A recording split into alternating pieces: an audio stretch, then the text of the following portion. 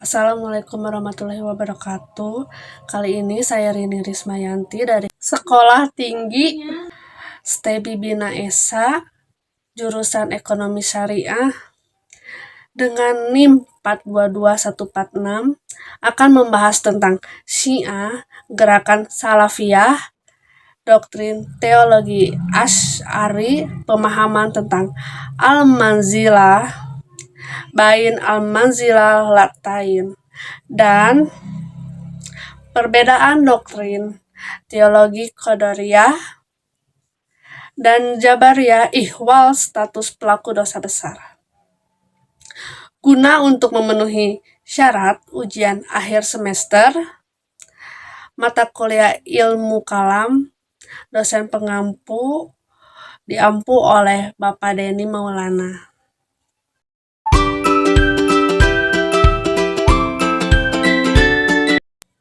Pendapat saya tentang Syiah, kelompok, aliran, atau paham yang mengidolakan bahwa Ali bin Abi Thalib dan keturunannya adalah imam-imam atau para pemimpin agama dan umat setelah Nabi Muhammad SAW, dan di Indonesia Syiah tidak diperbolehkan karena tidak sesuai dengan bahkan bertentangan dengan ajaran agama Islam.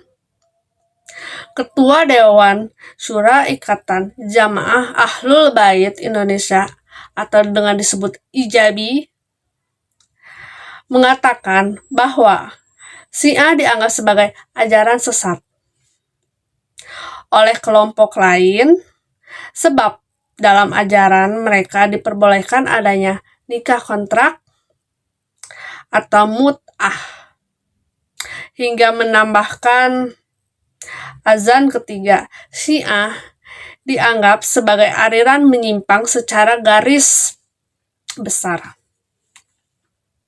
Ada 4 hal yang menyebabkan kaum Syiah disebut aliran sesat, yaitu tasbih, menyerupai imam dengan Tuhan, ba'da, raziah, kembalinya sang imam setelah wafatnya yang bukan sebenarnya, dan tanusuk atau reinkarnasi. Mengapa gerakan Salafiyah berkembang kuat di Baghdad? Dikarenakan umat Islam mengalami kemunduran di berbagai bidang, termasuk ideologi agama, politik, sosial, dan moral. Ketidakadilan merajalela, penguasa tidak berdaya, dan ulama tidak lagi mampu melakukan ijtihad murni. Umat Islam sedang berada di zaman taklid. Masa taklid digambarkan oleh para sejarawan dan pemikiran Islam sebagai masa kemunduran. Pada pertengahan abad ke-13 Masehi, banyak umat Islam yang menjadi mukmin, nabi, ulama, dan tokoh agama. Mereka menginginkan berkah dari anbiya atau disebut dengan nabi dan aulia. Umat Islam pada masa kemunduran ini cenderung meninggalkan Al-Quran, Sunnah Nabi Muhammad SAW. Masyarakat Islam pada masa itu kecanduan politisme dan bid'ah, serta lebih keadaan ini memunculkan suatu gerakan yang disebut Salafiyah. Salafiyah merupakan gerakan yang bertujuan untuk menghidupkan kembali ajaran umat salaf. Tujuannya adalah agar umat Islam kembali pada ajaran Al-Quran dan hadis, serta meninggalkan pendapat-pendapat ulama, mazhab yang tidak berdasar, dan segala bid'ah yang bersembunyi di dalamnya. Gerakan ini dimulai oleh Ibnu Taimiyah, seorang ulama yang hidup antara abad ke-13 dan ke-14 Masehi. Ibnu Taimiyah adalah anggota 3 generasi pertama Islam Nabi Muhammad SAW dan Ikhwanul Nabi. Kemudian tabi'in, generasi yang mengenal langsung para sahabat Nabi dan tabi'ut tabi. Mereka, generasi yang mengenal langsung pada musafir, adalah contoh terbaik kehidupan Islami. Ketiga generasi umat Islam ini biasa disebut dengan Salafi. Secara linguistik, Salafiyah berasal dari kata sarafa, yasruf, dan sarafan.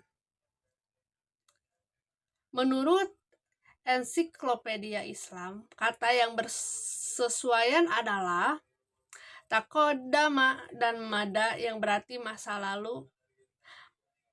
Oleh karena itu, as-salaf dapat diartikan sebagai orang yang dahulu telah lampau dan telah meninggalkan dunia karena perbuatannya. Dalam Islam dikenal istilah as-salaf as-salih, mantan orang soleh. Ini mengacu pada 3 generasi pertama Islam. Salaf memiliki beberapa ciri. Pertama, jangan mencari kontradiksi atau kontroversi apapun terkait kaidah dan qadar. Kedua, hindari perdebatan yang tiada habisnya, misalnya soal keimanan.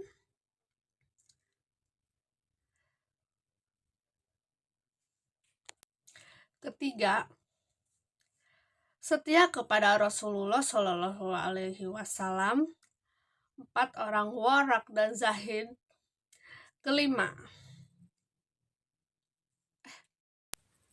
Keempat, benci ajaran sesat. Gerakan Salafiyah dikenal juga dengan nama gerakan Tajdid atau reformasi. Ada yang menyebutkan gerakan Islah atau perbaikan atau gerakan reformasi agama. Tak heran jika Ibnu Taimiyah dinobatkan sebagai Bapak Tajdid, Bapak Isra, Bapak Pembaharuan Agama, dan Bapak Pembaharuan Islam. Sebenarnya, Tajdid merupakan simbol ajaran Islam. Tajdid tidak hanya menjaga keutuhan ajaran Islam sebagaimana dicontohkan bermunculan dalam masyarakat Islam.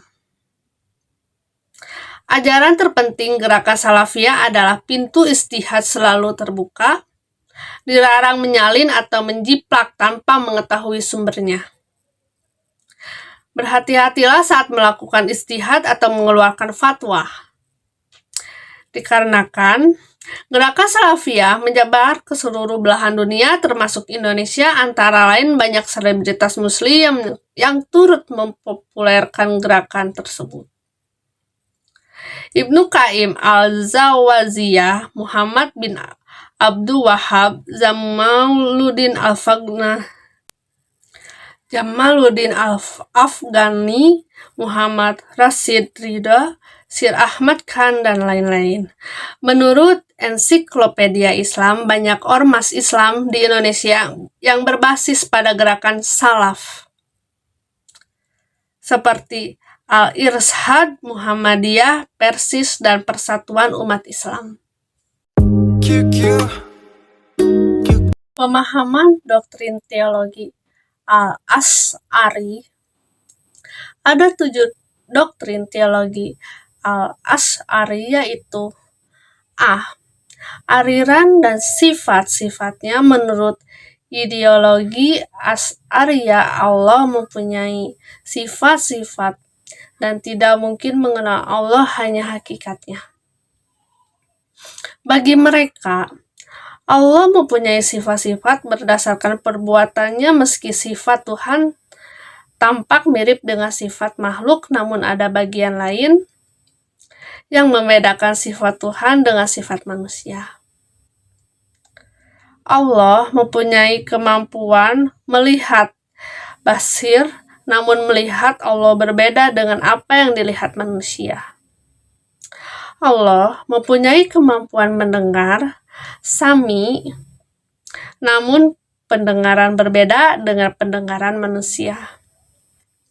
Allah mempunyai sifat ilmu atau alim, namun cara Allah mengetahui berbeda dengan ilmu manusia. Dalam hal ini, mereka percaya pada sifat Tuhan, tetapi sifat itu sesuai dengan sifat Tuhan itu sendiri.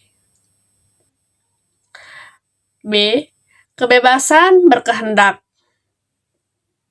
Dalam pemahaman teologis Asy'ariyah tentang kebebasan berkehendak, manusia berada pada posisi rentan. Manusia bisa diibaratkan seperti anak kecil yang tidak punya pilihan atau kemauan dalam hidup. Kehendak manusia timbul dari perbuatan Tuhan atau Allah. Namun, manusia tidak mempunyai kuasa untuk dua kehendak. Yang pertama adalah kehendak Tuhan sendiri, dan yang kedua adalah kehendak manusia yang diciptakan oleh Tuhan sendiri. Hal ini secara tidak langsung mengandung makna bahwa kehendak manusia juga berasal dari Allah. Akal dan wahyu serta kriteria baik dan jahat menurut teologi Asy'ariyah, akal dan wahyu selaras. Kedua hal ini sangat penting dalam agama, namun tetap manusia yang diciptakan oleh Allah sendiri. Hal ini secara tidak langsung mengandung makna bahwa kehendak manusia juga berasal dari Allah atau Tuhan. Akal dan wahyu serta kriteria. Ketiga, akal dan wahyu serta kriteria baik dan jahat menurut teologi Asy'ariyah. Akal dan wahyu selaras, kedua ini sangat penting dalam agama. Namun tetap saja ketika terjadi pertentangan antara akal dan wahyu, Asy'ariyah mengutamakan wahyu sebagai ketaatan mutlak kepada Allah. Teologi Asy'ariyah berpendapat bahwa karena keimanan menyangkut hal-hal yang tidak berwujud atau supernatural, maka akal mempunyai batas-batas yang tidak dapat dicapai melalui aspek keimanan. Karena Allah itu transenden, maka dia tidak dapat dipahami hanya dengan akal saja tanpa bimbingan wahyu. Sanggahan terhadap Qadim Al-Quran. Sanggahan terhadap Qadim Al-Quran dalam teologi Asy'ariyah dipengaruhi oleh pandangan Mu'tazilah bahwa Al-Quran adalah makhluk hidup yang diciptakan, oleh karena itu diciptakan dan statusnya kalamullah, kalimat Allah. Kata kun diperlukan untuk penciptaan dan kata kun juga diperlukan untuk membuat kata kun. Jika benar Al-Quran adalah makhluk hidup yang diciptakan, maka harus melalui proses kun. Pertanyaan besarnya adalah apakah proses kun yang juga memerlukan sebelumnya? Argumen ini lemah jika dilihat dari sudut kausalitas sebab akibat. Karena kalamullah merupakan qadim abadi dan bukan hadis baru, bukan sesuatu yang qadim ciptaan dari ketiadaan, melainkan sesuatu yang bersifat fitrah Allah. Melihat Allah, teologi Asy'ariyah menyatakan bahwa manusia akan dapat melihat Allah di hari kiamat.